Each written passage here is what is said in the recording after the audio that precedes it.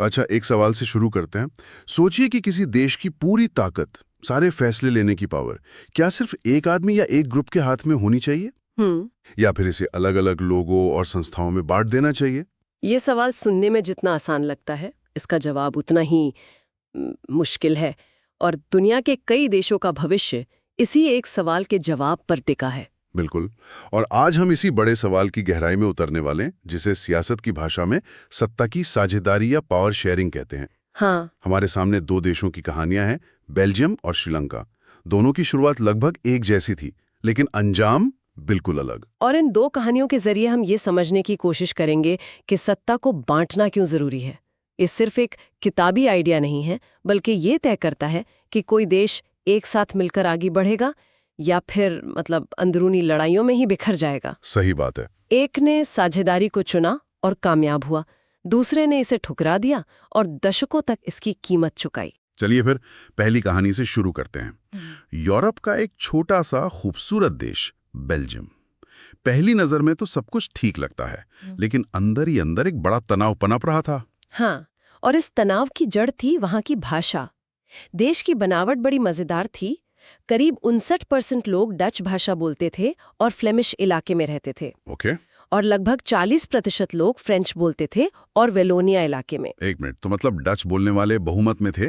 फिर तो मामला सीधा होना चाहिए, उन्हीं की चलनी चाहिए थी। यही तो कहानी में ट्विस्ट है। देश की राजधानी ब्रुसेल्स में मामला एकदम उल्टा था। अच्छा। वहां 80% लोग फ्रेंच बोलते थे और सिर्फ 20% डच। तो एक तरफ पूरे देश में डच लोगों का दबदबा था और दूसरी तरफ राजधानी में फ्रेंच वालों का। अरे वाह, ये तो सच में बड़ा कॉम्प्लिकेटेड है। और मुश्किल सिर्फ गिनती की नहीं थी। असली समस्या ये थी कि फ्रेंच बोलने वाले लोग, जो संख्या में कम थे, वो आर्थिक और तालीमी तौर पर ज्यादा मजबूत और अमीर थे। उन्हें विकास का फायदा डच लोगों से बहुत पहले मिला। इस वजह से 1950 और 60 के दशक में दोनों के बीच तनाव काफी बढ़ गया था। डच लोगों को लगता था कि उनके साथ भेदभाव हो रहा है। मुझे तो ये सुनकर ही गृह युद्ध वाली फीलिंग आ रही है। जब एक ग्रुप को लगे कि उसे दबाया जा रहा है तो लड़ाई तो होगी ही। बिल्कुल हो सकती थी। और यही वो मोड़ है जहां बेल्जियम की कहानी दिलचस्प हो जाती है। वहां के नेताओं ने इस चिंगारी को आग बनने नहीं दिया। उन्होंने लड़ने के बजाय बैठकर बात करने का रास्ता चुना। उन्होंने माना कि देश को बचाना है तो किसी एक की मनमानी नहीं चलेगी, सबको साथ लाना होगा। लेकिन ये कहना आसान है, करना मुश्किल। बहुमत वाला ग्रुप अपनी ताकत छोड़ने को तैयार कैसे हो गया? यही तो राजनीतिक समझदारी है। 1970 से 1993 के बीच उन्होंने अपने संविधान में 4 बार बदलाव किए। 4 बार? हाँ, 4 बार। सिर्फ इसलिए ताकि देश का कोई भी नागरिक खुद को पराया ना समझे।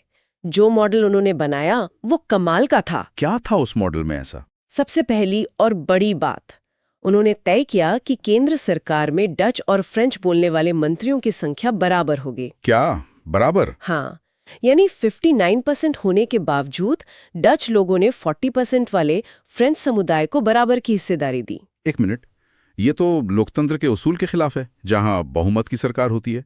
डच लोगों को ये महसूस नहीं हुआ कि चुनाव जीतने के बाद भी उनकी ताकत छीनी जा रही है? बहुत अच्छा सवाल है। और हाँ, कई लोगों को ऐसा लगा भी होगा, लेकिन उनके नेताओं ने दूर की सोचे। उन्होंने समझा कि अगर आज हम अपनी संख्या के बल पर सब कुछ अपने कब्जे में कर लेंगे तो देश टूट जाएगा। सही है। उन्होंने शॉर्ट टर्म फायदे के ऊपर देश की एकता को रखा।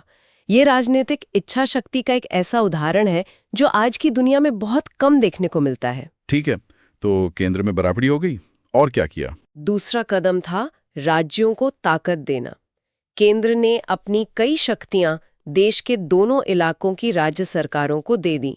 अब राज्य सरकारें अपने फैसले लेने के लिए आजाद थीं, वो केंद्र सरकार के अधीन नहीं थीं। ओके। और तीसरा, राजधानी ब्रुसेल्स के लिए एक अलग सरकार बनाई गई जिसमें दोनों समुदायों को बराबर का प्रतिनिधित्व मिला। अच्छा, मतलब जो बराबरी केंद्र में फ्रेंच वालों को मिली, वही बराबरी ब्रुसेल्स में डच वालों को दी गई। Give and take. एग्जैक्टली। और एक तीसरा लेवल भी था सरकार का, जो शायद दुनिया में सबसे अनोखा है। उसे कहते हैं कम्युनिटी गवर्नमेंट या सामुदायिक सरकार। केंद्र और राज्य सरकार तो समझ आती हैं, पर यह सामुदायिक सरकार क्या चीज थी? मतलब ये काम कैसे करती थी?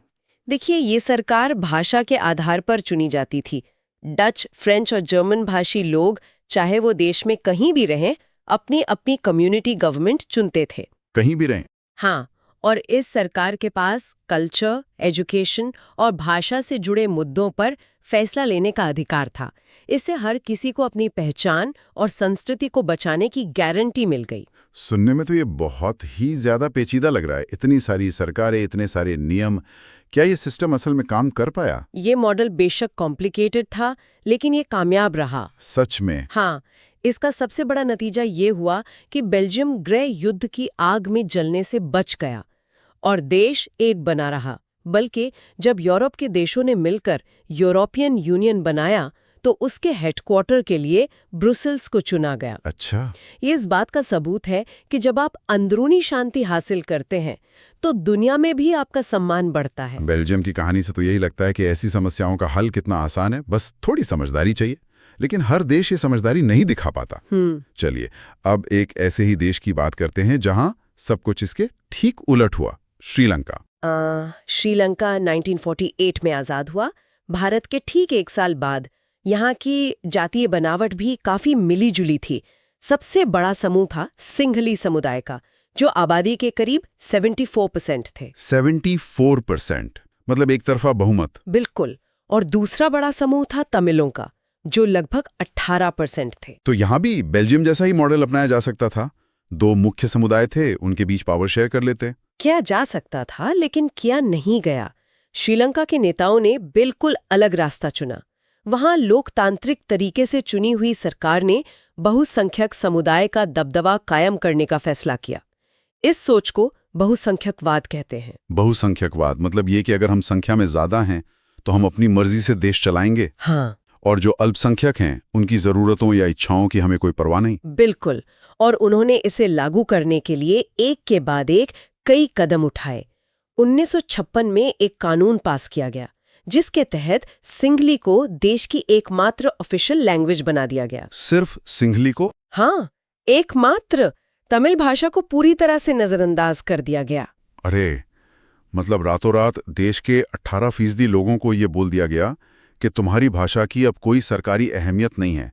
नौकरियों में, यूनिवर्सिटी में, हर जगह। सिर्फ इतना ही नहीं, यूनिवर्सिटीज में एडमिशन और सरकारी नौकरियों में भी सिंघली लोगों को प्राथमिकता दी जाने लगी। ओहो। नए संविधान में ये भी कहा गया कि सरकार बौद्ध धर्म को संरक्षण देगी और उसे बढ़ावा देगी, जो कि ज्यादातर सिंघली लोगों का धर्म था। इसका असर तो बहुत बुरा हुआ होगा। तमिल लोगों को तो लगा होगा कि उनके साथ धोखा हुआ है, उन्हें अपने ही देश में दूसरा दर्जा दिया जा रहा है। बिल्कुल। इन सरकारी फैसलों ने तमिल लोगों के मन में गुस्सा और बेगानापन भर दिया। उन्हें लगा कि उनकी भाषा, संस्कृति और उनके राजनीतिक अधिकारों को छीना जा रहा है। धीरे धीरे सिंघली और तमिल समुदायों के बीच रिश्ते खराब होते चले गए। और फिर इस गुस्से का नतीजा क्या निकला? शुरुआत में तमिल लोगों ने अपनी राजनीतिक पार्टियां बनाई और शांति से अपनी मांगे रखीं। जैसे कि तमिल को भी ऑफिशियल लैंग्वेज बनाया जाए, उन्हें पढ़ाई और नौकरी में बराबरी का हक मिले। लेकिन जब उनकी मांगों को लगातार अनसुना किया गया तो ये असंतोष एक बड़े टकराव में बदल गया। लड़ाई शुरू हो गई। हाँ, 1980 के दशक तक ये टकराव एक भयानक गृहयुद्ध का रूप ले चुका था। पर ये लड़ाई बहुत लंबी चली है ना? बहुत लंबी। ये गृहयुद्ध 2009 में जाके खत्म हुआ। सोचिए, लगभग 25-30 साल। 30 साल। इन सालों में हजारों लोग मारे गए, दोनों तरफ के। लाखों लोगों को अपना घर-बार छोड़कर भागना पड़ा। देश की अर्थव्यवस्था, समाज, सब कुछ तबाह हो गया। तो एक तरफ बेल्जियम है जिसने एक मुश्किल से दिखने वाले सिस्टम को अपनाकर शांति हासिल की, और दूसरी तरफ श्रीलंका है जिसने सीधे साधे बहुमत के रास्ते को अपनाकर दशकों तक खून खराबा देखा। सबक तो एकदम साफ है। यही इस पूरी चर्चा का निचोड़ है। दोनों देश लोकतांत्रिक थे, पर सत्ता को देखने के उनके नजरिए ने उनका भविष्य तय कर दिया। तो अब ये सवाल उठता है कि सत्ता की साझेदारी आखिर क्यों इतनी जरूरी है? इसके पीछे क्या तर्क है? इसके पीछे दो तरह के मजबूत तर्क दिए जाते हैं। पहला है प्रैक्टिकल, या जिसे हम युक्तिपरक कारण कहते हैं। अच्छा। और दूसरा है नैतिक यानी मॉरल कारण। ठीक है, पहले प्रैक्टिकल कारण की बात करते हैं। प्रैक्टिकल कारण सीधा सा है, लड़ाई झगड़े से बचने के लिए। जब आप समाज के हर ग्रुप को सत्ता में थोड़ी हिस्सेदारी देते हैं तो टकराव का चांस कम हो जाता है। किसी को ये नहीं लगता कि हमें दबाया जा रहा है। इससे देश में शांति और स्थिरता बनी रहती है। और अगर बहुसंख्यक अपनी मनमानी करे तो, जैसा श्रीलंका में हुआ? तो कुछ समय के लिए ये अच्छा लग सकता है कि हमारी ही चल रही है, लेकिन लंबे समय में ये देश की एकता के लिए जहर बन जाता है। बहुसंख्यकों का आतंक सिर्फ अल्पसंख्यकों को ही नहीं, बल्कि आखिर में खुद बहुसंख्यकों को भी बर्बाद करता है। गृह युद्ध में नुकसान तो दोनों का हुआ। सही बात है। ये तो हुई प्रैक्टिकल बात। अब इसका नैतिक या मॉरल एंगल क्या है? इसका मॉरल एंगल लोकतंत्र की आत्मा से जुड़ा है। सत्ता की साझेदारी ही डेमोक्रेसी की असली स्पिरिट है। असली स्पिरिट। हाँ, एक लोकतांत्रिक सरकार सिर्फ वो नहीं होती जो चुनाव जीतकर बन जाए, बल्कि वो होती है जिसमें हर नागरिक की आवाज शामिल हो।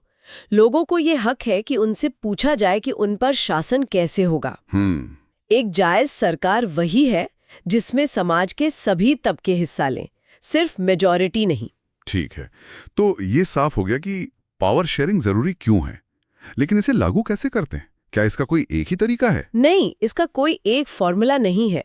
मॉडर्न डेमोक्रेसी में इसके कई रूप देखने को मिलते हैं। मोटे तौर पर हम इसे 4 तरीकों से देख सकते हैं। ओके। पहला है सत्ता का क्षैतिज विभाजन, यानी horizontal division of power. Horizontal मतलब एक ही लेवल पर। बिल्कुल। इसका मतलब है सरकार के 3 अंगों, विधायिका जो कानून बनाती है, कार्यपालिका जो कानून लागू करती है, और न्यायपालिका जो न्याय करती है, के बीच पावर का बंटवारा। लेजिस्लेचर, एग्जीक्यूटिव और जुडिशियरी। हाँ, इनमें से कोई भी दूसरे से ऊपर नहीं है, सब एक ही लेवल पर हैं और एक दूसरे पर नजर रखते हैं। अच्छा, जिसे चेक्स एंड बैलेंसेस का सिस्टम कहते हैं। जैसे भारत में अगर संसद कोई गलत कानून बनाए तो सुप्रीम कोर्ट उसे रद्द कर सकता है। एकदम सही। ये सिस्टम पक्का करता है कि कोई भी एक अंग तानाशाह ना बन जाए। ठीक है। दूसरा तरीका है सत्ता का ऊर्ध्वाधर विभाजन, यानी vertical division of power. Vertical मतलब ऊपर से नीचे।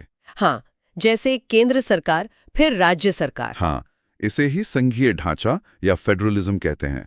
इसमें पावर को सरकार के अलग अलग लेवल्स पर बांटा जाता है। पूरे देश के लिए एक केंद्र सरकार, फिर राज्यों के लिए राज्य सरकारें, और फिर शहरों और गांवों के लिए स्थानीय सरकारें जैसे नगरपालिका और पंचायतें। संविधान में साफ साफ लिखा होता है कि किसके पास क्या पावर होगी। बेल्जियम में यही था, पर श्रीलंका में नहीं। बिल्कुल। तीसरा तरीका है अलग अलग सामाजिक समूहों के बीच सत्ता का बंटवारा, जैसे भाषा या धर्म के आधार पर बने ग्रुप्स के बीच। बेल्जियम की कम्युनिटी गवर्नमेंट इसका सबसे शानदार उदाहरण है। कई देशों में पिछड़े समुदायों और महिलाओं को शासन में हिस्सेदारी देने के लिए खास इंतजाम किए जाते हैं। जैसे भारत में दलितों और आदिवासियों के लिए सीटों का आरक्षण। हाँ, बिल्कुल। ये आरक्षण इसीलिए है ताकि जो समूह हजारों सालों से सत्ता से दूर रहे हैं, उनकी भी आवाज संसद और विधानसभाओं तक पहुंचे, ताकि वो भी देश के फैसलों में अपनी भूमिका निभा सकें। सही बात। और चौथा और आखिरी तरीका जुड़ा है राजनीतिक पार्टियों और प्रेशर ग्रुप से। अच्छा। लोकतंत्र में सत्ता किसी एक पार्टी के हाथ में हमेशा नहीं रहती। ये अलग अलग विचारधारा वाली पार्टियों के बीच बंटती रहती है। और जब किसी एक पार्टी को बहुमत नहीं मिलता तो गठबंधन सरकारें बनती हैं। हाँ, ये भी पावर शेयरिंग का एक सीधा साधा रूप है। 2 या 3 पार्टियां मिलकर सरकार चलाती हैं तो उन्हें एक दूसरे की बात माननी पड़ती है। और सिर्फ पार्टियां ही नहीं, किसान संगठन, मजदूर यूनियन, व्यापारियों के संगठन, ये सब प्रेशर ग्रुप्स हैं। ये सीधे चुनाव नहीं लड़ते, लेकिन हड़ताल, प्रदर्शन और लॉबिंग के जरिए सरकार की नीतियों पर असर डालते हैं। ये भी सत्ता में एक तरह की अप्रत्यक्ष हिस्सेदारी है। जब आप ऐसे ही बताते हैं तो लगता है कि भारत में तो ये चारों ही रूप कितने साफ साफ दिखते हैं। हमारे यहाँ केंद्र राज्य का सिस्टम भी है, कोर्ट संसद सरकार का चेक बैलेंस भी है, आरक्षण की व्यवस्था भी है, और गठबंधन की राजनीति तो आम बात है। इसीलिए भारत को दुनिया का सबसे बड़ा और वाइब्रेंट लोकतंत्र माना जाता है, क्योंकि यहाँ सत्ता को एक जगह इकट्ठा करने के बजाय उसे समाज के हर हिस्से तक पहुँचाने की कोशिश की गई है। बेशक इसमें 1000 कमियां हो सकती हैं, पर इरादा तो यही है। बिल्कुल। तो इस पूरी चर्चा का सार यही निकलता है कि सत्ता को बांटना किसी लोकतंत्र की कमजोरी नहीं, बल्कि उसकी सबसे बड़ी ताकत है। जब हर ग्रुप को लगता है कि इस देश में उसकी भी हिस्सेदारी है, उसकी भी आवाज सुनी जाती है, तभी देश में शांति रहती है और सब मिलकर तरक्की करते हैं। बिल्कुल। और ये कहानियां हमें यही सिखाती हैं। लेकिन यहाँ एक सोचने वाली बात और है। हमने अभी तक सत्ता के औपचारिक बंटवारे की बात की, संविधान, सरकार, संस्थाएं, पर क्या सत्ता की साझेदारी की ये भावना हमारे रोजमर्रा की जिंदगी में भी उतरती है? मतलब? हमारे मोहल्लों में, हमारे ऑफिस में या हमारे अपने परिवार में? क्या असली लोकतंत्र सिर्फ संसद की बहसों से शुरू होता है या हमारे आपसी बर्ताव और एक दूसरे को सुनने की आदत से भी बनता है? ये सवाल सिर्फ देशों के लिए नहीं, हम सबके लिए है। कभी ये सवाल मन में आता है कि भारत जैसा इतना विशाल देश, जहां हर कुछ किलोमीटर पर भाषा बदल जाती है, संस्कृति, खान-पान सब कुछ अलग है, फिर भी ये एक साथ कैसे जुड़ा हुआ है? मतलब कौन सी चीज है जो इतनी सारी विविधताओं को एक साथ बांध के रखती है? बहुत अच्छा सवाल है ये। इसका जवाब जहां तक मैं समझी हूं एक शब्द में है, संघवाद, फेडरलिज्म। तो आज हम इसी पहेली को सुलझाने निकले हैं। हमारा मिशन है ये समझना कि संघवाद आखिर है क्या, भारत में ये कैसे काम करता है और इसे अक्सर देश की रीढ़ की हड्डी क्यों कहा जाता है। तो चलिए इस पर एक गहरी चर्चा करते हैं। और ये चर्चा बहुत जरूरी है क्योंकि संघवाद सिर्फ एक राजनीतिक व्यवस्था या संविधान में लिखा हुआ कोई भारी भरकम शब्द नहीं है।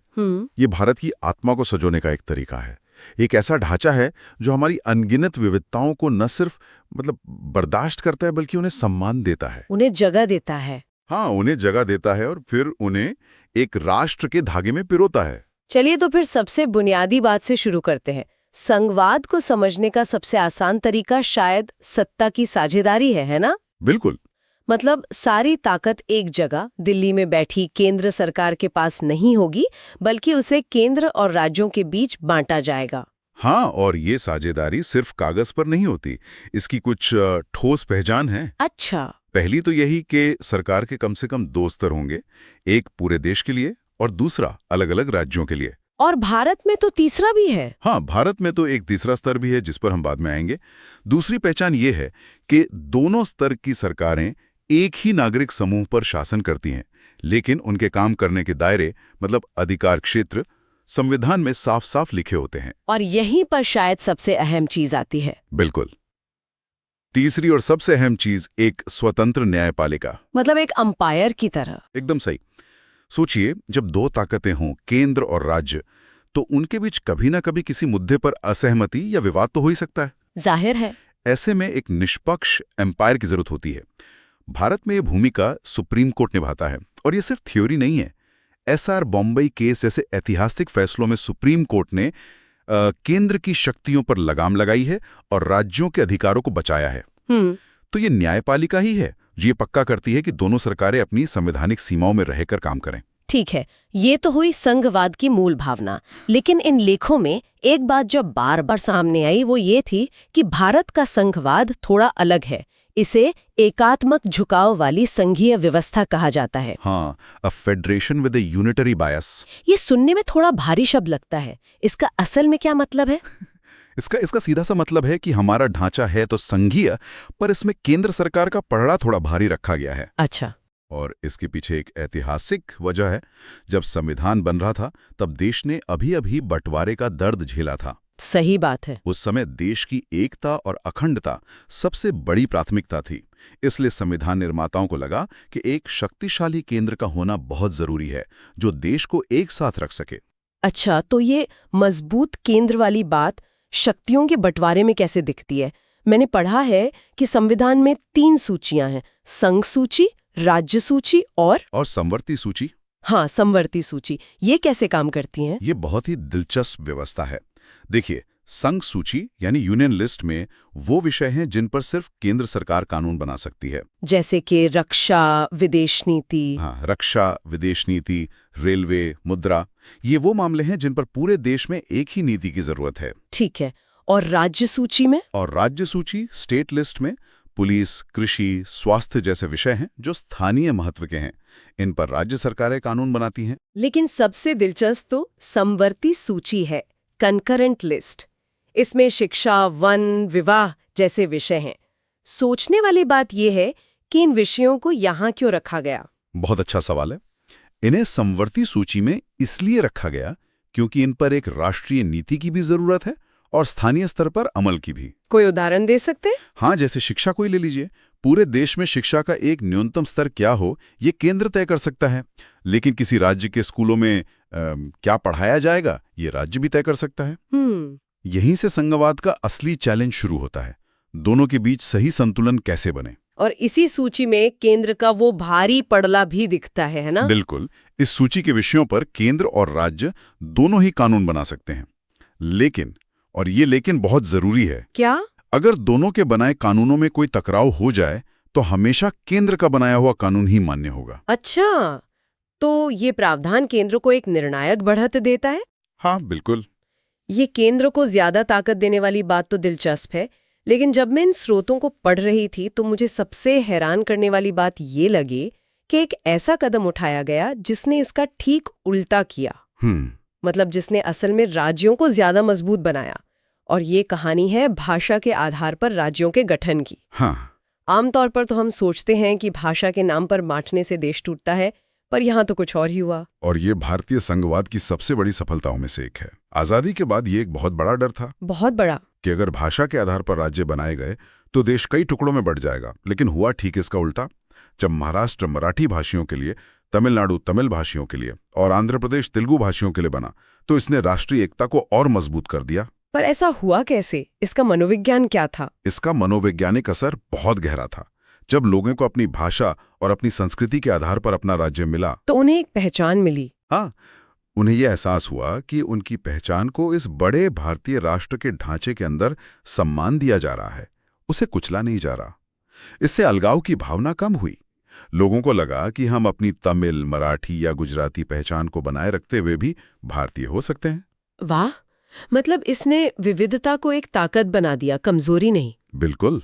तो ये तो कमाल की बात है। मतलब संघवाद सिर्फ एक राजनीतिक व्यवस्था नहीं, बल्कि लोगों की भावनाओं और पहचान को संभालने का भी तरीका है। सही कहा। और इन स्रोतों में एक और चीज का जिक्र है जिसने केंद्र राज्य संबंधों को बदला, वो था गठबंधन सरकारों का दौर। हाँ, 1990s के बाद का दौर। ये भारतीय संघवाद के लिए एक तरह से जिम जाने जैसा था। इसने राज्यों की मांसपेशियों को अचानक बहुत मजबूत कर दिया। हाँ ये अच्छी उपमा है। हुआ ये कि केंद्र में किसी एक पार्टी को बहुमत मिलना बंद हो गया।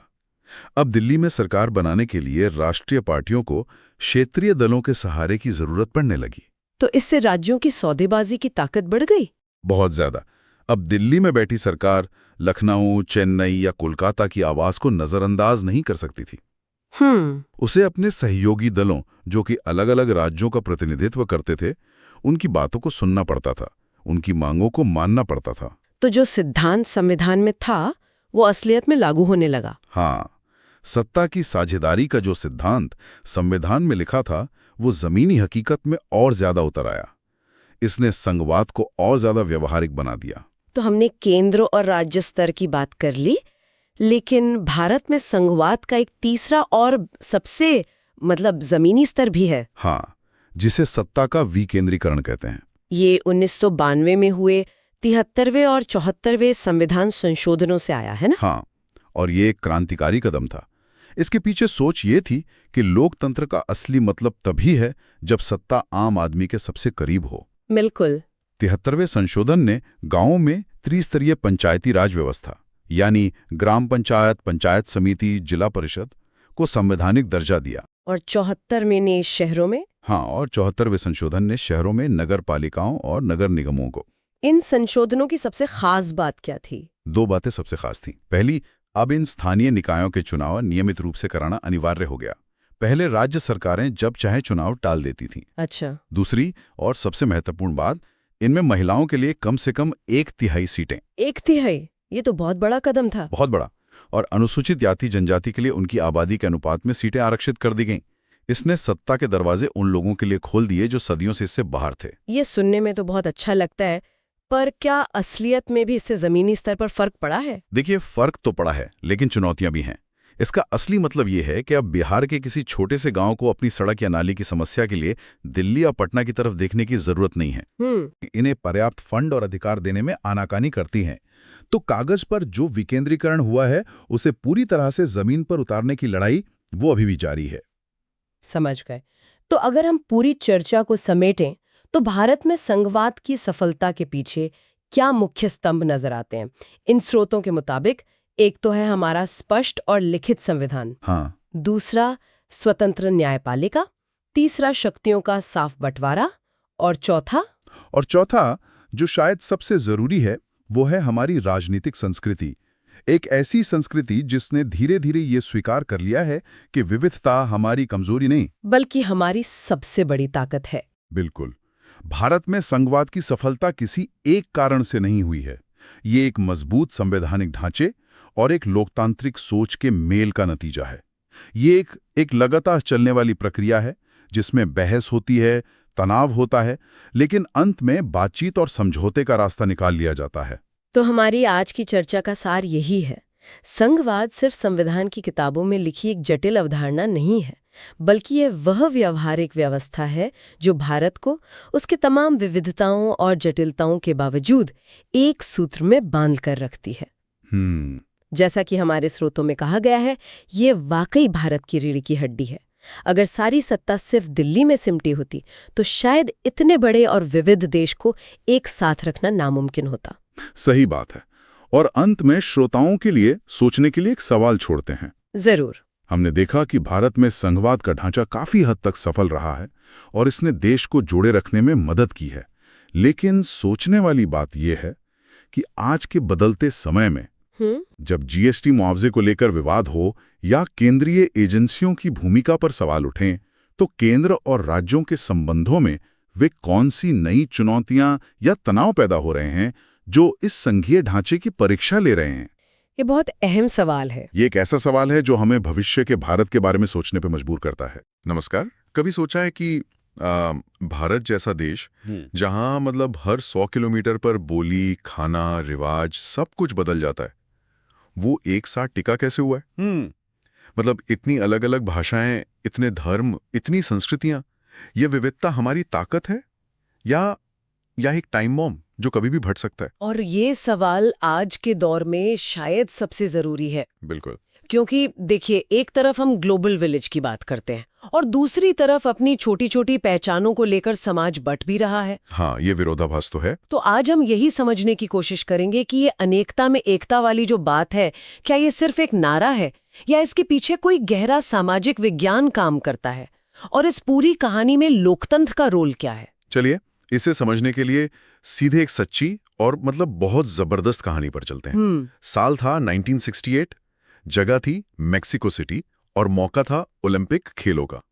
200 मीटर की रेस हुई और पोडियम पर 3 खिलाड़ी खड़े थे। हाँ, अमेरिका के टॉमी स्मिथ और जॉन कार्लोस और ऑस्ट्रेलिया के पीटर नॉर्मन। बिल्कुल। लेकिन असली कहानी मेडल जीतने के बाद शुरू हुई, जब वो पोडियम पर खड़े थे। हाँ, वो एक ऐसा पल था जो हमेशा के लिए इतिहास में दर्ज हो गया। जैसे ही अमेरिका का राष्ट्रगान बजा, टॉमी स्मिथ और जॉन कार्लोस ने अपने सिर झुका लिए। अच्छा। और काले दस्ताने पहने हुए अपनी मुट्ठियां हवा में उठा लीं। ये कोई जीत का जश्न नहीं था। नहीं, ये तो कुछ और लग रहा है।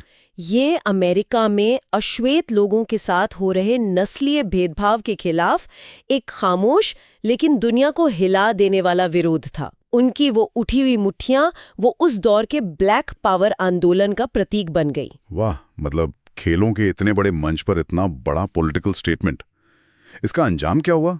जाहिर है, जो लोग पावर में थे उन्हें ये पसंद तो नहीं आया होगा। बिल्कुल नहीं। अंतर्राष्ट्रीय ओलंपिक समिति ने इसे ओलंपिक की भावना के खिलाफ माना। स्मिथ और कार्लोस दोनों से उनके मेडल छीन लिए गए। अरे। और उन्हें तुरंत ओलंपिक गांव से बाहर निकाल दिया गया।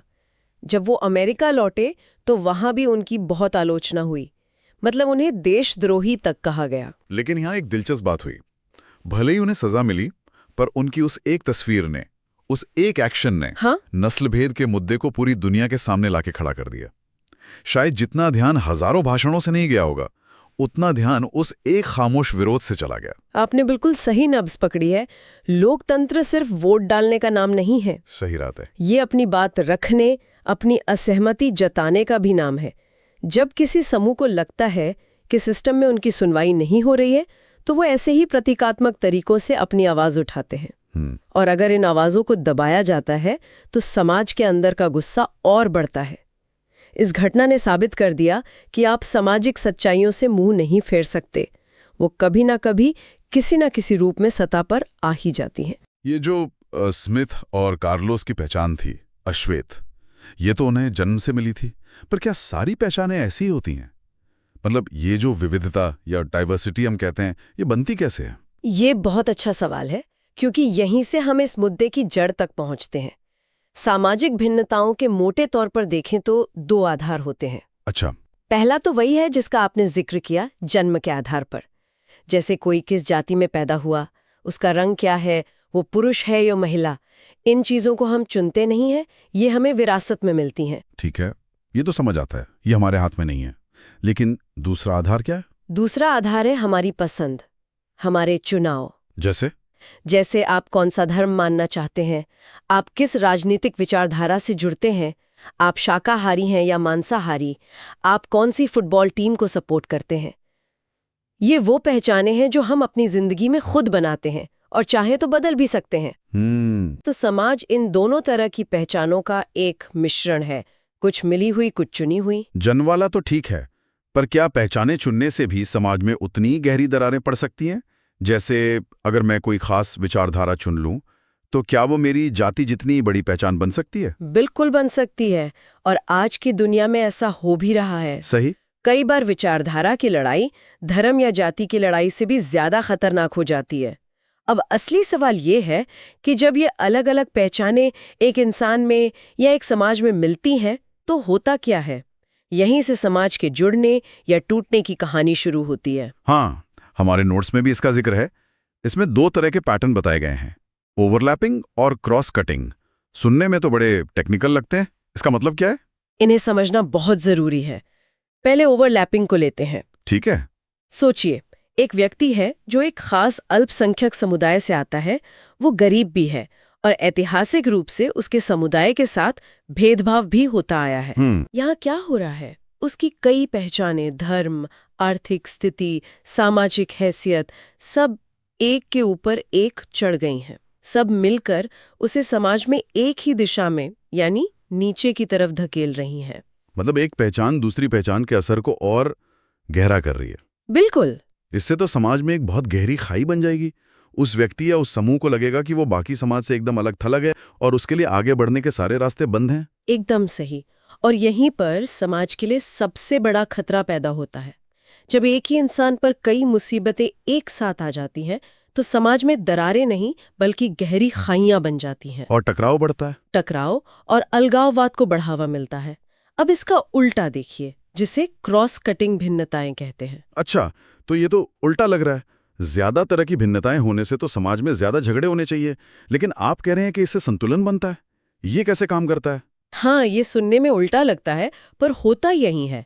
मान लीजिए एक समाज में 2 अलग अलग धर्मों के लोग हैं। ठीक। अगर ऐसा हो कि एक धर्म के सारे लोग अमीर हैं और दूसरे के सारे गरीब, तब तो ये ओवरलैपिंग हो गया और टकराव पक्का है।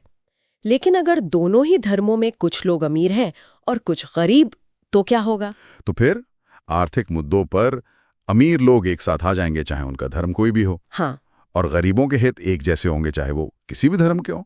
मतलब धर्म के नाम पर जो लाइन उन्हें बांट रही है, अमीर गरीब वाली लाइन उसे काट रही है। बस यही है क्रॉस कटिंग।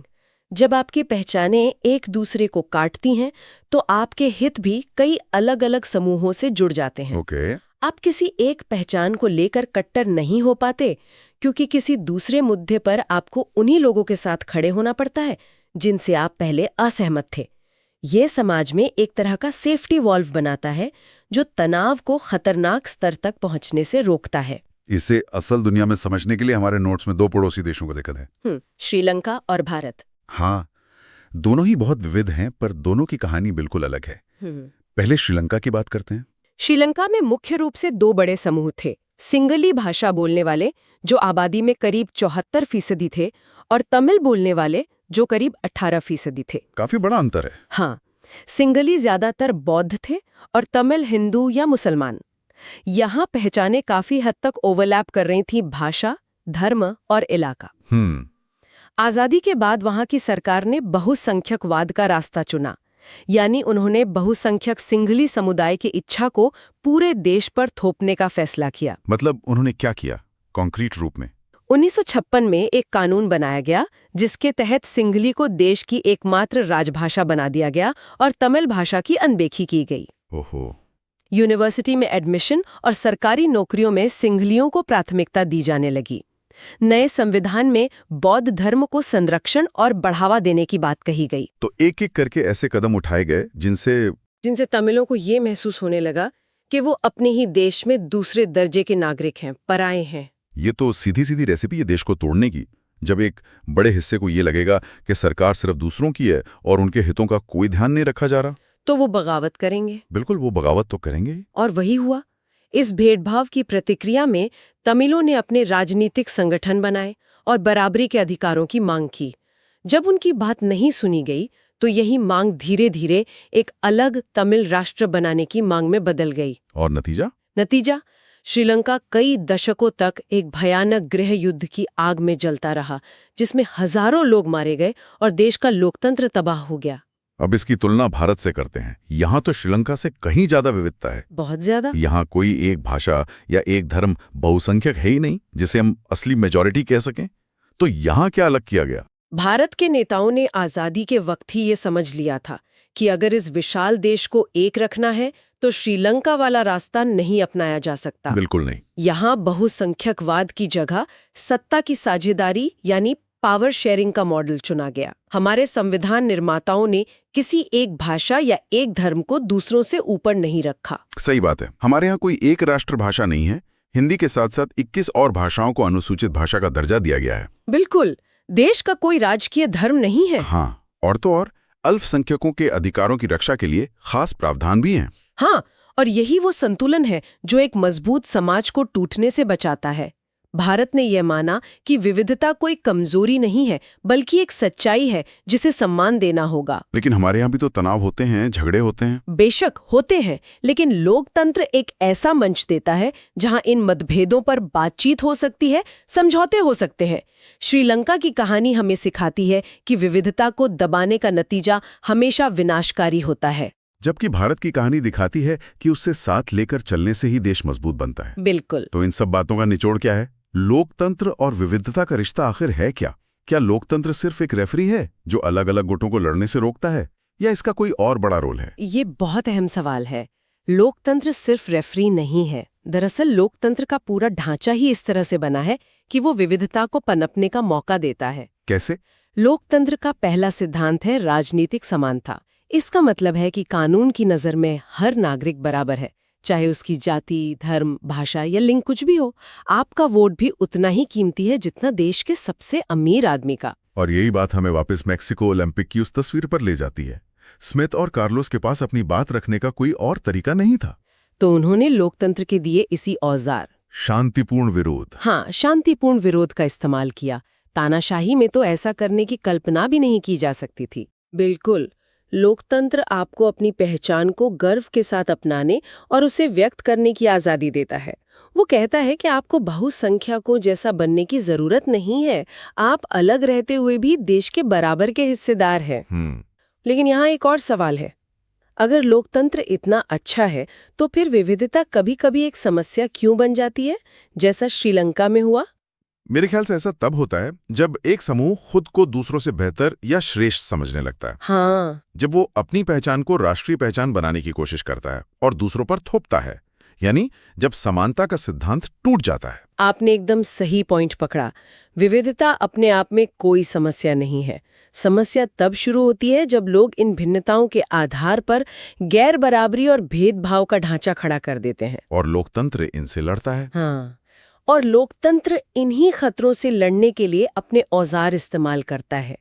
वो औजार है कानून का राज, बराबरी के अधिकार, अभिव्यक्ति की स्वतंत्रता और सबसे जरूरी सत्ता की साझेदारी। जब सत्ता में सबकी भागीदारी होती है तो किसी एक समूह के लिए पूरे सिस्टम पर कब्जा करना नामुमकिन हो जाता है। तो आज की इस पूरी बातचीत से जो बात मुझे समझ आ रही है वो ये है कि विविधता कोई बग नहीं बल्कि हमारे समाज के ऑपरेटिंग सिस्टम का एक फीचर है। वाह, क्या बात कही है। और लोकतंत्र वो सिस्टम है जो इस फीचर को सबसे अच्छे से चलाता है। ये इसे समस्या नहीं बल्कि एक ताकत के तौर पर देखता है। जब तक अलग अलग आवाजों को सुना जाता है और उनका सम्मान होता है, तब तक लोकतंत्र भी मजबूत रहता है। बिल्कुल, विविधता और लोकतंत्र का रिश्ता एक दूसरे को ताकत देने वाला है। लोकतंत्र विविधता को फलने फूलने का माहौल देता है और विविधता लोकतंत्र को जिंदा और समावेशी बनाए रखती है। और जाते जाते एक सवाल मैं भी छोड़ना चाहूंगी सोचने के लिए। जरूर। हमने बात की कि सामाजिक पहचानें जन्म या चुनाव पर आधारित होती हैं। आज की डिजिटल दुनिया को देखिए, लोग धर्म या जाति से परे जाकर online gaming groups, meme communities या फिर #MeToo और #BlackLivesMatter जैसे ग्लोबल आंदोलनों से जुड़ रहे हैं। हाँ, ये तो हो रहा है। क्या ये हमारी चुनी हुई डिजिटल पहचानें हमारी जन्म से मिली पुरानी पहचानों से ज्यादा मजबूत होती जा रही हैं? और अगर ऐसा है तो भविष्य के लोकतंत्र को इस नई ऑनलाइन विविधता से निपटने के लिए खुद को कैसे तैयार करना होगा? हम सब जानते हैं कि लोकतंत्र को दुनिया का सबसे अच्छा शासन का तरीका माना जाता है। हाँ। लेकिन एक सोच है कि ये किसी सॉफ्टवेयर की तरह है ना? हाँ। कि एक बार इंस्टॉल कर दिया तो बस काम हो गया। हाँ, set it and forget it. बिल्कुल। पर हमारे आज के स्रोत इस सोच को पूरी तरह से पलट देते हैं। वो कहते हैं कि लोकतंत्र कोई बना बनाया मकान नहीं है। नहीं है। ये तो एक ऐसा घर है जिसमें हमेशा कुछ ना कुछ काम, कोई मरम्मत, कोई रेनोवेशन चलता ही रहता है। चलता रहता है, हाँ। तो आज हम इसी की गहराई में उतरेंगे, ये समझने के लिए कि लोकतंत्र की दीवारों में आखिर कौन सी दरारें हैं और इन्हें ठीक करने के लिए औजार कौन से चाहिए। और ये रेनोवेशन वाला आइडिया बहुत दिलचस्प है, क्योंकि स्रोत चुनौतियों को सिर्फ समस्या या प्रॉब्लम की तरह नहीं देखते। अच्छा। वो इन्हें 3 अलग-अलग कंस्ट्रक्शन प्रोजेक्ट्स के तौर पर देखते हैं। पहला, जहां नींव नहीं है वहां नींव डालना। ठीक है। दूसरा, जहां घर तो बन गया है पर शायद कुछ कमरों में बिजली पानी नहीं पहुंचा। और तीसरा, जो शायद सबसे मुश्किल है, कि बने बनाए घर को वक्त के साथ और बेहतर और मजबूत कैसे बनाते रहा जाए। चलिए तो फिर पहले प्रोजेक्ट से ही शुरू करते हैं। नींव डालने की चुनौती, फाउंडेशनल चैलेंज। हाँ, जिसे स्रोत बुनियादी चुनौती या फाउंडेशनल चैलेंज कहते हैं। ये उन देशों के लिए हैं जहां लोकतंत्र है ही नहीं। तो जाहिर है वहां सबसे बड़ा काम तो तानाशाही या सैनिक शासन को हटाना होगा। पर क्या ये बस इतना ही है? नहीं, और यही इस चुनौती की गहराई है। स्रोत इस बात पर बहुत जोर देते हैं कि एक तानाशाह को हटाना तो मतलब बस एक शुरुआत है, बस पहला कदम है। हाँ, असली काम तो उसके बाद शुरू होता है। आप देखिए, इन देशों में सिर्फ सरकार गैर लोकतांत्रिक नहीं होती, पूरा का पूरा ढांचा ही वैसा बना होता है। सही बात है। सेना का राजनीति में दखल होता है, एक ही पार्टी का हर संस्था पे कब्जा होता है, और नागरिक वो तो सालों से दबे हुए होते हैं। ऐसे में सिर्फ लीडर बदलने से सिस्टम नहीं बदलता। मतलब ये कुछ ऐसा हुआ कि आपने एक पुरानी जर्जर इमारत के मालिक को तो निकाल दिया, लेकिन इमारत तो वही की वही खड़ी है। बिल्कुल। तो फिर एक मजबूत नींव डाली कैसे जाए? स्रोत कोई रोड मैप बताते हैं इसके लिए? रोड मैप से ज्यादा वो कुछ जरूरी शर्तों की बात करते हैं। पहली और सबसे मुश्किल शर्त है सेना को पूरी तरह से सिविलियन कंट्रोल में लाना। ये तो बहुत मुश्किल होगा। बहुत मुश्किल, क्योंकि इतिहास गवाह है, जहां भी सेना राजनीति में शामिल रही है वहां लोकतंत्र बार बार पटरी से उतरता है। दूसरी शर्त है एक नया संविधान बनाना, जो सिर्फ कानून की किताब न हो, बल्कि लोगों की उम्मीदों और अधिकारों का मतलब एक तरह का दस्तावेज बने। और तीसरी, जो शायद सबसे ज्यादा वक्त लेती है, वो है लोगों के मन से डर निकालना। उनमें ये भरोसा जगाना कि उनकी आवाज की कोई कीमत है। ये सुनने में बहुत मुश्किल लग रहा है, और अक्सर हम देखते भी तो हैं कि एक तानाशाही जाती है तो दूसरी आ जाती है। तो ये नींव डालने का काम अक्सर फेल क्यों हो जाता है? स्रोत इसके पीछे एक बहुत बड़ी वजह बताते हैं, पुरानी ताकतों का बना रहना। अच्छा, मतलब जो पुराने सिस्टम में पावरफुल थे? हाँ, वही लोग, वो आसानी से अपनी पकड़ नहीं छोड़ते। वो नए लोकतांत्रिक सिस्टम में भी घुसपैठ करने की कोशिश करते हैं, उसे अंदर से खोखला बनाते हैं। इसलिए एक सफल लोकतांत्रिक बदलाव के लिए सिर्फ नई संस्थाएं बनाना काफी नहीं होता, बल्कि पुरानी गैर लोकतांत्रिक ताकतों को बेअसर करना भी उतना ही जरूरी है। ठीक है, तो मान लेते हैं कि नींव पड़ गई, चुनाव भी हो गए और एक लोकतांत्रिक सरकार बन गई। अब तो सब ठीक हो जाना चाहिए, ऐसा लगता तो है। लेकिन यहीं पर दूसरा प्रोजेक्ट शुरू होता है, जैसे स्रोत विस्तार की चुनौती या चैलेंज ऑफ एक्सपेंशन कहते हैं। ये सुनकर ऐसा लगता है कि लोकतंत्र तो है, पर शायद सबके लिए नहीं है। बिल्कुल सही पकड़ा आपने। ये उन देशों की कहानी है जहां कागज पर तो लोकतंत्र है, पर असलियत में सत्ता कुछ खास इलाकों, कुछ खास समुदायों या कुछ अमीर परिवारों के हाथ में सिमटी हुई है। स्रोत इसे लोकतंत्र का अधूरापन कहते हैं। जैसे संविधान तो सबको बराबर का हक देता है, पर क्या सच में एक दूर दराज के गांव की महिला की आवाज की उतनी ही कीमत है जितनी राजधानी में बैठे किसी बड़े उद्योगपति की। यहाँ स्रोत एक बहुत ही चौंकाने वाला पैराडॉक्स सामने रखते हैं। हाँ, बताइए। वो बताते हैं कि कई नए लोकतंत्रों में महिलाओं या अल्पसंख्यकों के लिए आरक्षण के कानून कुछ पुराने और स्थापित लोकतंत्रों से भी बेहतर हैं। ये तो अच्छी बात हुई। हाँ, पर जमीनी हकीकत यह है कि असली ताकत और फैसले लेने की शक्ति अब भी उन्हीं पारंपरिक पुरुष प्रधान या बहुसंख्यक समूहों के हाथ में है। तो ये तो एक तरह का धोखा हुआ ना। ये एक बहुत बड़ा विरोधाभास है और इसे ठीक करने के लिए स्रोत सत्ता के विकेंद्रीकरण पर मतलब डिसेंट्रलाइजेशन पर बहुत जोर देते हैं। ताकत को बांटना। हाँ, इसका मतलब है कि ताकत को दिल्ली या राजधानी से निकालकर गांव और मोहल्ले के स्तर तक पहुंचाना। जब स्थानीय सरकारें मजबूत होंगी, जब पंचायतें और म्यूनिसिपैलिटीज अपने फैसले खुद ले पाएंगी, तब जाकर असल में लोकतंत्र का विस्तार होगा। जब लोगों को लगेगा कि सिस्टम में उनकी भी हिस्सेदारी है। बिल्कुल, तभी वो उसे अपना समझेंगे। लेकिन इसमें एक खतरा भी तो है। अगर आप हर छोटे समूह को ज्यादा ताकत देंगे तो क्या इससे देश की एकता को खतरा नहीं होगा? मतलब क्षेत्रवाद या जातिवाद जैसी भावनाएं और मजबूत नहीं हो जाएंगी? ये एक वाजिब चिंता है और स्रोत इसे नजरअंदाज नहीं करते। वो कहते हैं कि विस्तार की चुनौती का हल एक बहुत ही नाजुक संतुलन बनाने में है।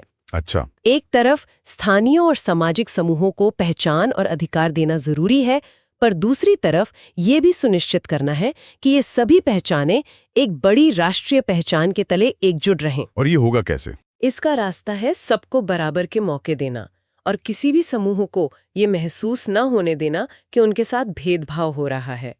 जब न्याय और बराबरी का भरोसा होता है तो छोटी पहचानें राष्ट्रीय पहचान के लिए खतरा नहीं बल्कि उसकी मजबूती बनती हैं। ठीक है, तो अब हम तीसरे और शायद सबसे पेचीदा प्रोजेक्ट पर आते हैं, लोकतंत्र को मजबूत करने की चुनौती, डीपनिंग ऑफ डेमोक्रेसी। ये उन देशों के लिए है जो पुराने स्थापित लोकतंत्र हैं। यहाँ क्या समस्या हो सकती है? यहाँ तो नींव भी है और विस्तार भी हो चुका है। यहाँ समस्या घर की बनावट में नहीं है बल्कि उसकी रख रखाव में है। ये चुनौती लोकतंत्र की क्वालिटी को लेकर है। क्वालिटी मतलब क्या चुनाव सिर्फ वोट डालने की एक रस्म बनकर रह गए हैं? क्या चुने हुए नेता सच में जनता के प्रति जवाबदेह हैं? क्या हमारी संस्थाएं जिन्हें लोकतंत्र का स्तंभ कहा जाता है वो अपना काम ठीक से कर रही हैं? स्रोत कहते हैं कि कई पुराने लोकतंत्रों में लोग अब सिस्टम से थकने लगे हैं। उन्हें लगता है कि उनके वोट से कुछ बदलता नहीं और सारे नेता एक जैसे ही हैं। और इसका एक बहुत बड़ा लक्षण जो स्रोत बताते हैं वो है राजनीति में पैसे और बाहुबल का बढ़ता असर। बिल्कुल। जब चुनाव जीतने के लिए विचारधारा या काम से ज्यादा पैसा और ताकत जरूरी हो जाए तो ये तो लोकतंत्र की आत्मा पर ही हमला है। सही बात है। फिर तो एक आम और काबिल इंसान कभी चुनाव लड़ने की सोच भी नहीं सकता। सही कहा। और ये सिर्फ चुनाव तक सीमित नहीं है। स्रोत राजनीतिक दलों के अंदर लोकतंत्र की कमी की ओर भी इशारा करते हैं। पार्टियों के अंदर? हाँ, ज्यादातर पार्टियों में ऊपर से फैसले थोप दिए जाते हैं, कोई आंतरिक बहस या चुनाव नहीं होता। जब पार्टियां खुद अंदर से लोकतांत्रिक नहीं होंगी तो वो देश में लोकतंत्र को कैसे मजबूत करेंगी? ये चुनौती सिस्टम को अंदर से साफ करने की है ताकि वो पारदर्शी, जवाबदेह और लोगों की भागीदारी वाला बन सके। मुझे एक बात समझ नहीं आ रही। एक तरफ स्रोत कहते हैं कि लोगों की भागीदारी बढ़ानी चाहिए, लेकिन कई स्थापित लोकतंत्रों में हम देखते हैं कि वोटिंग प्रतिशत गिर रहा है। हाँ, ये एक ट्रेंड है। तो कुछ लोग तर्क देते हैं कि ये शायद इसलिए है क्योंकि लोग अपनी जिंदगी से खुश हैं, वो सिस्टम से संतुष्ट हैं, इसलिए उन्हें हर वक्त राजनीति में शामिल होने की जरूरत महसूस नहीं होती। क्या इस तर्क में कोई दम है? ये एक बहुत ही महत्वपूर्ण सवाल है। स्रोत इस संतुष्टि वाले तर्क को एक भ्रम मानते हैं। वो कहते हैं कि घटती भागीदारी अक्सर संतुष्टि का नहीं बल्कि निराशा और बेगानगी का संकेत है। निराशा का? हाँ, जब लोगों को लगता है कि सिस्टम भ्रष्ट है और उनकी कोई सुनता नहीं तो वो उससे खुद को अलग कर लेते हैं। ये एक खतरनाक चुप्पी है। लोकतंत्र कोई मशीन नहीं है जो अपने आप चलती रहे। ये एक बगीचे की तरह है जिसे लगातार देखभाल की जरूरत होती है। अगर नागरिक रूपी माली देखभाल करना छोड़ दें तो उसमें खरपतवार तो उगी आएगी। तो अब इन तीनों चुनौतियों की जड़ पर आते हैं। गरीबी, अशिक्षा, जागरूकता की कमी। ये सब तो हम सुनते ही रहते हैं, लेकिन स्रोत एक और गहरी वजह की तरफ इशारा करते हैं, कमजोर संस्थाएं। क्या इसका मतलब ये है कि अगर हम अपनी संस्थाओं को ठीक कर लें तो बाकी सब अपने आप ठीक हो जाएगा? ये इतना सीधा भी नहीं है, लेकिन संस्थाओं की भूमिका केंद्रीय है, सेंट्रल है। आप सोचिए, चुनाव आयोग, न्यायपालिका, मीडिया, ये लोकतंत्र के रेफरी हैं। अगर रेफरी ही किसी एक टीम की तरफ हो जाए तो खेल निष्पक्ष कैसे होगा? स्रोत कहते हैं कि जब ये संस्थाएं राजनीतिक दबाव में काम करने लगती हैं या भ्रष्ट हो जाती हैं, तो लोकतंत्र का पूरा ढांचा ही चरमराने लगता है। एक मजबूत संविधान और कानून तभी काम करते हैं जब उन्हें लागू करने वाली संस्थाएं स्वतंत्र और निष्पक्ष हों। पर यहाँ एक और तनाव है। एक तरफ हम कहते हैं कि न्यायपालिका या चुनाव आयोग जैसी संस्थाओं को स्वतंत्र होना चाहिए। हाँ, बिल्कुल। दूसरी तरफ ये संस्थाएं उन लोगों से बनी हैं जिन्हें कोई चुनता नहीं है। तो क्या एक चुनी हुई सरकार के फैसलों पर कुछ गैर चुने हुए लोगों का अंकुश लगाना ये लोकतंत्र के खिलाफ नहीं है? ये लोकतंत्र का सबसे बड़ा और सबसे जरूरी तनाव है। इसे चेक्स एंड बैलेंसेस का सिद्धांत कहते हैं। अच्छा। हाँ, सरकार को जनता चुनती है और उसे शासन करने का हक है, लेकिन लोकतंत्र का मतलब सिर्फ बहुमत का राज नहीं होता। इसका मतलब अल्पसंख्यकों के अधिकारों की रक्षा करना और सरकार को अपनी सीमाओं में रखना भी है। और स्वतंत्र संस्थाएं यही काम करती हैं। वो बहुमत की तानाशाही को रोकती हैं। यह एक निरंतर चलने वाली बहस है कि संतुलन कहाँ होना चाहिए, लेकिन इस संतुलन के बिना लोकतंत्र अधूरा है। तो समाधान के तौर पर स्रोत एक मजबूत संविधान, स्वतंत्र संस्थाओं और आखिर में सक्रिय नागरिक की बात करते हैं। मुझे कभी-कभी लगता है कि जब भी कोई हल नहीं सूझता तो सारी जिम्मेदारी नागरिकों पर डाल दी जाती है। क्या ये थोड़ा ज्यादा आसान जवाब नहीं है? ऊपर से देखने पर ऐसा लग सकता है, लेकिन स्रोत इसे एक अलग नजरिए से पेश करते हैं। वो ये नहीं कह रहे कि नागरिक ही सब कुछ ठीक कर देंगे। तो फिर वो कह रहे हैं कि बाकी दो समाधान यानी कानून और संस्थाएं वो तब तक बेअसर हैं जब तक नागरिक उन्हें मजबूत बनाने के लिए आवाज नहीं उठाते। संस्थाएं अपने आप मजबूत नहीं होती, उन्हें नागरिकों के दबाव और समर्थन की जरूरत होती है। ये बात तो सही है। अगर कोई सरकार न्यायपालिका को कमजोर करने की कोशिश कर रही है और नागरिक चुप हैं, तो न्यायपालिका खुद को नहीं बचा सकती। लोकतंत्र सरकार और जनता के बीच एक कॉन्ट्रैक्ट है। अगर जनता अपने हिस्से की जिम्मेदारी नहीं निभाएगी तो कॉन्ट्रैक्ट टूट जाएगा। तो इसका मतलब यह है कि हर 5 साल में सिर्फ वोट दे देना काफी नहीं है? बिल्कुल नहीं। सक्रिय नागरिक होने का मतलब है सूचना के अधिकार का इस्तेमाल करना, स्थानीय मुद्दों पर बोलना, गलत नीतियों का शांतिपूर्ण विरोध करना और सबसे जरूरी अलग अलग विचारों को सुनना और उन पर बहस करना। बिल्कुल। और सिर्फ सरकार की आलोचना करना ही सक्रिय नागरिकता नहीं है। अपने समाज की समस्याओं को सुलझाने के लिए खुद आगे आना, जैसे कोई सफाई अभियान चलाना या जरूरतमंदों की मदद करना, ये भी लोकतंत्र को जमीनी स्तर पर मजबूत करता है। ये उस भरोसे को बनाता है जिस पर एक स्वस्थ समाज और एक सफल लोकतंत्र टिकता है। इन सारी चुनौतियों और समस्याओं को सुनने के बाद कोई भी थोड़ा निराश हो सकता है। तो क्या लोकतंत्र इस लड़ाई को हार रहा है? लेकिन स्रोत का नजरिया काफी आशावादी है। हाँ, ये अच्छी बात है। वो कहते हैं कि लोकतंत्र की सबसे बड़ी ताकत ही उसकी आत्म सुधार की क्षमता है। इसका क्या मतलब है? इसका मतलब है कि लोकतंत्र इकलौती ऐसी शासन प्रणाली है जिसमें अपनी गलतियों को पहचानने और उन्हें सुधारने का मैकेनिज्म वो अंदर ही बना हुआ है। अच्छा। एक तानाशाही में सरकार की आलोचना देशद्रोह होती है, वहां गलतियों को कालीन के नीचे छुपा दिया जाता है। लेकिन लोकतंत्र में बहस होती है, विरोध प्रदर्शन होते हैं, मीडिया सवाल पूछता है और सबसे बड़ी बात, चुनाव। हाँ, हर कुछ साल में चुनाव होते हैं जहां जनता सरकार को उसके काम के लिए सजा या इनाम दे सकती है। ये जो लगातार खुद को आईने में देखने की प्रक्रिया है, यही लोकतंत्र को बाकी सबसे बेहतर बनाती है। मतलब लोकतंत्र अपनी दवा खुद ही है। हाँ, एक तरह से। अगर सिस्टम में कोई बीमारी आती है तो उसे ठीक करने के औजार भी सिस्टम के अंदर ही मौजूद हैं। बस उन औजारों को इस्तेमाल करने वाले नागरिक होने चाहिए। इस पूरी चर्चा का सार यही है, लोकतंत्र को एक अंतिम मंजिल की तरह नहीं देखना चाहिए कि बस हम वहां पहुंच गए। ये एक लगातार चलने वाली यात्रा है। और इस यात्रा में हर नागरिक एक सहयात्री है जिसकी जिम्मेदारी है कि गाड़ी सही रास्ते पर चलती रहे। ये हमारी सबकी एक साझा जिम्मेदारी है जिसे हम किसी और पर नहीं टाल सकते। स्रोत सक्रिय और जागरूक नागरिक की भूमिका पर लगातार जोर देते हैं। लेकिन आज के इस तेज रफ्तार जिंदगी में, जहां हम सब अपनी नौकरियों, परिवार और सोशल मीडिया में उलझे हुए हैं, एक सक्रिय नागरिक होने का असल में मतलब क्या है? क्या इसका मतलब हर वक्त राजनीति पर बहस करना है, या फिर कोई ऐसा छोटा ठोस कदम भी हो सकता है जो हम अपनी रोजमर्रा की जिंदगी में उठाकर लोकतंत्र के उस बड़े रेनोवेशन प्रोजेक्ट में अपना एक नट बोल्ट कस सकते हैं। इस पर सोचिएगा जरूर। आज दुनिया के ज्यादातर देश खुद को लोकतंत्र कहते हैं। ये शब्द सुनने में बहुत अच्छा लगता है, लोगों का राज। लेकिन क्या ये व्यवस्था सच में वो सब कुछ देती है जिसका ये वादा करती है, या ये सिर्फ एक खूबसूरत ख्याल है जो ज़मीनी हकीकत से बहुत दूर है? आज हम इसी बड़े सवाल की तह तक जाएंगे। हमारे पास जो दस्तावेज हैं वो यही पड़ताल करते हैं कि लोकतंत्र के नतीजे क्या हैं, मतलब कागज पर क्या है और असल में हमें मिलता क्या है। और ये पड़ताल जरूरी इसलिए है क्योंकि हम लोकतंत्र को अक्सर मानकर चलते हैं। हम ये समझने की कोशिश करेंगे कि अच्छी सरकार, आर्थिक तरक्की और बराबरी जैसी उम्मीदें जो हम इससे लगाते हैं वो कहाँ तक पूरी होती हैं। हम इसके हर पहलू को टटोलेंगे, इसकी सबसे बड़ी ताकतों से लेकर उन कमियों तक जिन पर अक्सर बात नहीं होती। बिल्कुल, तो चलिए इस पड़ताल को शुरू करते हैं, ये समझने के लिए कि एक जवाबदेह सरकार से लेकर इंसान के आत्मसम्मान तक लोकतंत्र आखिर हमें देता क्या है।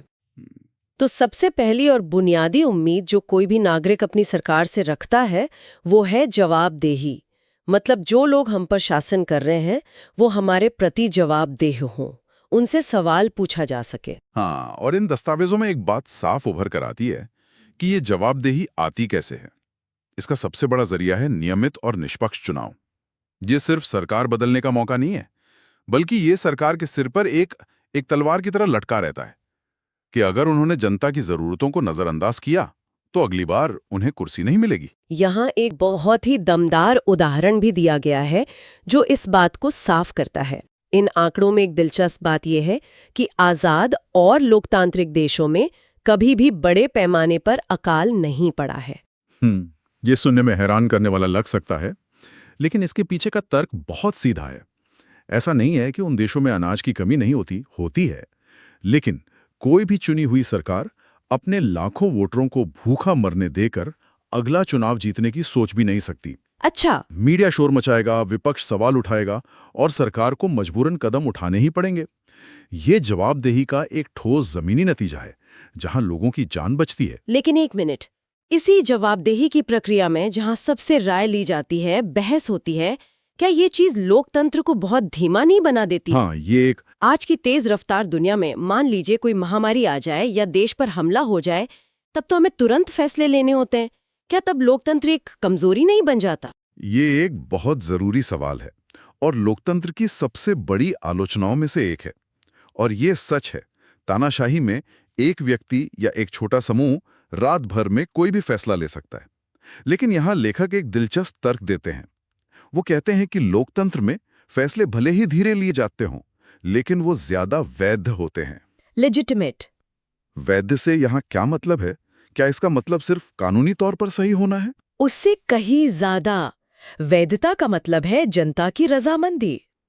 जब कोई कानून या फैसला लंबी बहस, चर्चा और अलग-अलग विचारों को शामिल करने के बाद बनता है, तो लोगों को लगता है कि ये उनका अपना फैसला है, उन पर थोपा नहीं गया है।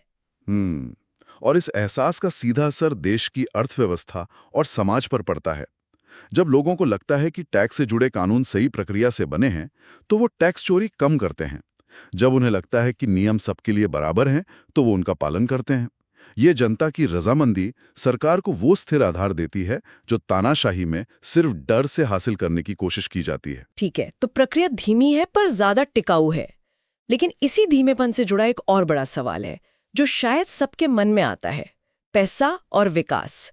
अगर लोकतांत्रिक प्रक्रिया इतनी धीमी है तो क्या ये देश को आर्थिक विकास की दौड़ में पीछे नहीं छोड़ देती? और यहाँ पर आकर मामला वाकई पेचीदा हो जाता है।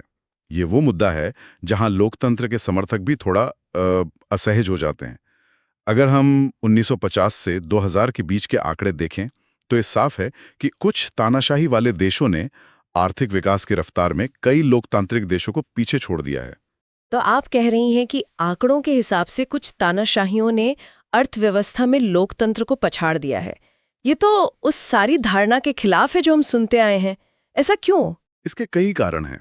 तानाशाही सरकारें जमीन अधिग्रहण जैसे मुश्किल फैसले जबरदस्ती कर सकती हैं, पर्यावरण के नियमों को ताक पर रख सकती हैं और मजदूरों के अधिकारों को दबा सकती हैं। ये सब कुछ विकास की रफ्तार बढ़ाने के नाम पर। तो अगर सिर्फ विकास दर ही पैमाना है तो लोकतंत्र कई बार पीछे नजर आता है। तो फिर लोकतंत्र बेहतर क्यों है अगर लोगों को अच्छी सड़कें, बिजली और नौकरियां एक तानाशाह भी दे सकता है?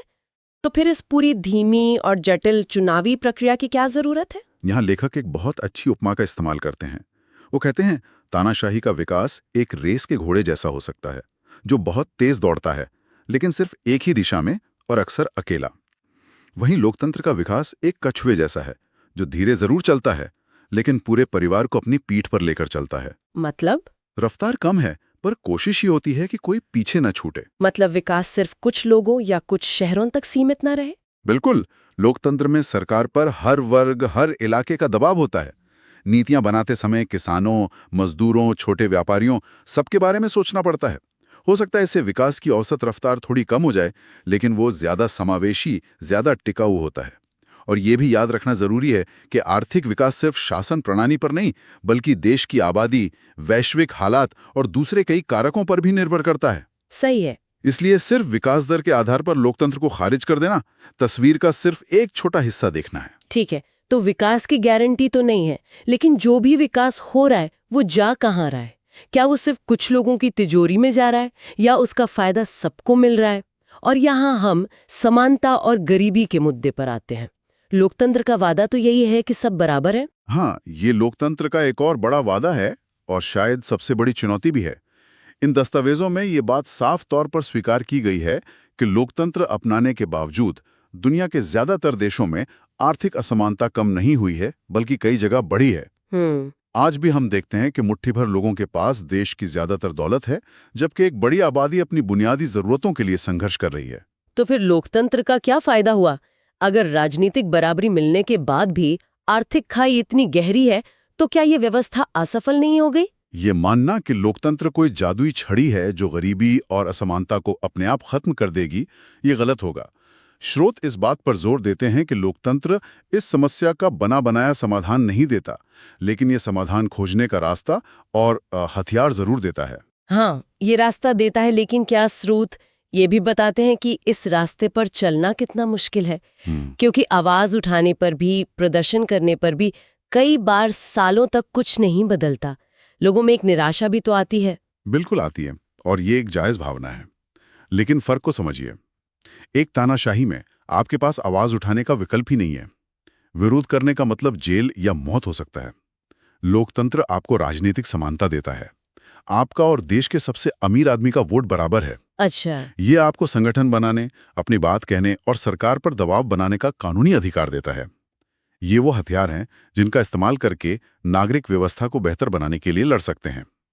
तो हाँ, लोकतंत्र असमानता को खत्म करने की गारंटी नहीं है, लेकिन ये उस असमानता से लड़ने के लिए आपको राजनीतिक बराबरी का मंच जरूर देता है।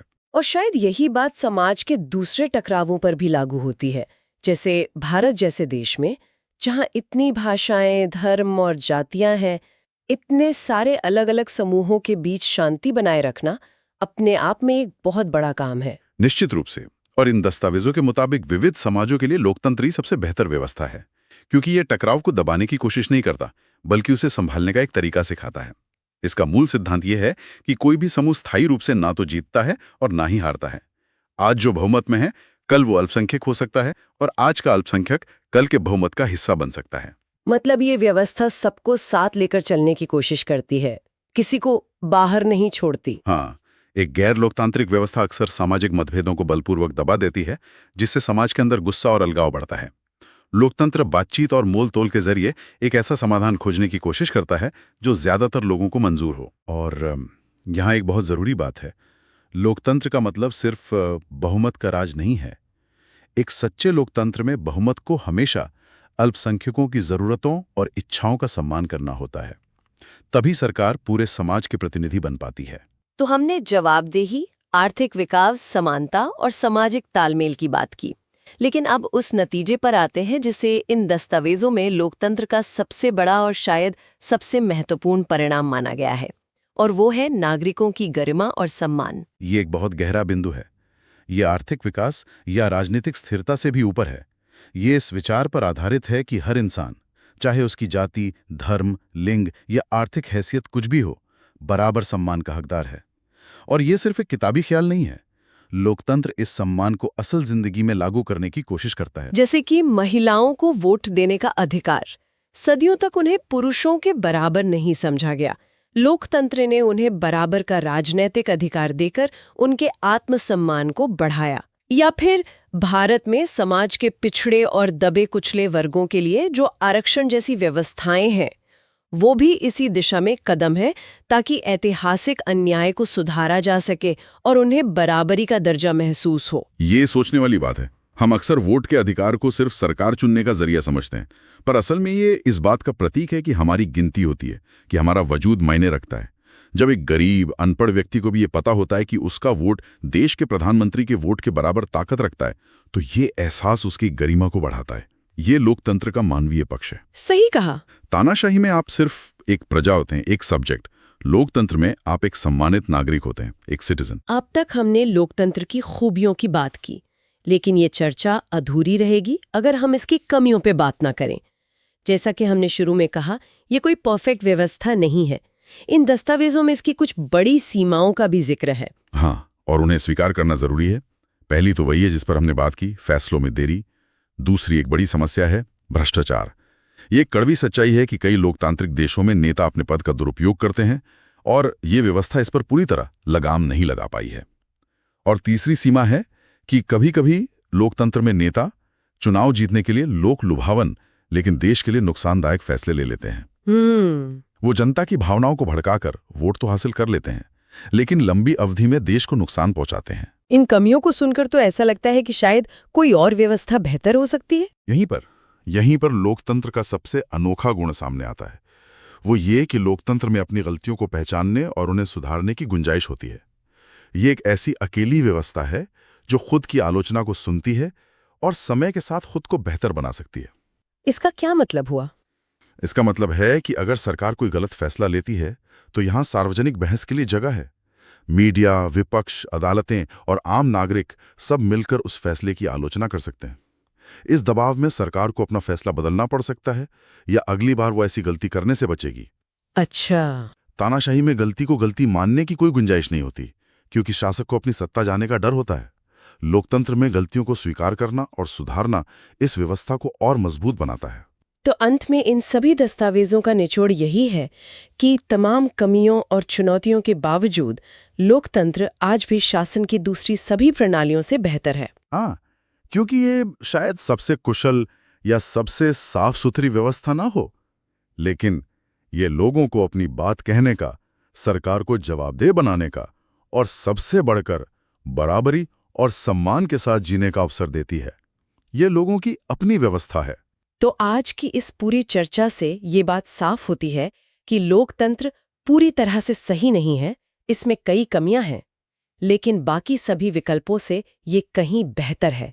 ये धीमा हो सकता है, इसमें भ्रष्टाचार हो सकता है, लेकिन ये नागरिकों को वो सम्मान और अधिकार देता है जो किसी और व्यवस्था में मुमकिन नहीं है। और यहाँ लेखक एक आखिरी और बहुत जरूरी बात कहते हैं, वो ये कि लोकतंत्र की सफलता सिर्फ नेताओं या सरकार पर नहीं, बल्कि इस बात पर निर्भर करती है कि नागरिक कितने जागरूक हैं और अपने अधिकारों का कितनी जिम्मेदारी से इस्तेमाल करते हैं।